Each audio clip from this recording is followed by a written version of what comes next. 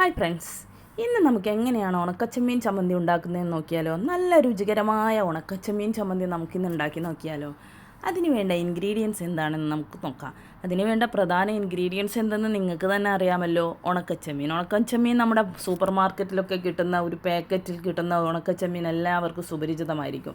അല്ലെങ്കിൽ കുറച്ച് ചെറിയ ചെമ്മീൻ മേടിച്ച് വെയിലത്തിട്ട് ഉണക്കി വറുത്തെടുത്താൽ മതി.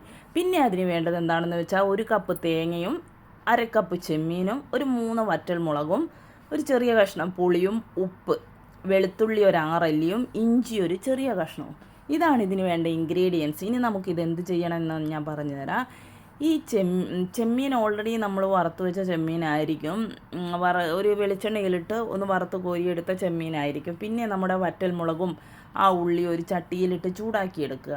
വറുത്ത ചെമ്മീനും ബാക്കി സാധനങ്ങളും എല്ലാം കൂടി നമ്മുടെ മിക്സിയിലിട്ട് ഒന്ന് അരച്ച് ബോൾ പരുവത്തിലാക്കി എടുത്തു കഴിഞ്ഞാൽ നമ്മുടെ സ്വാദിഷ്ടമായ ചെമ്മീൻ ചമ്മന്തി തയ്യാറായിരിക്കുകയാണ്. ഒരു 5 മിനിറ്റിൽ നമുക്ക് ഉണ്ടാക്കിയെടുക്കാൻ പറ്റുന്ന ഈ നല്ല രുചികരമായ വിഭവം എല്ലാവരും ഒന്ന് ചെയ്തു നോക്കി കമൻറ്റിൽ അറിയിക്കണമേ.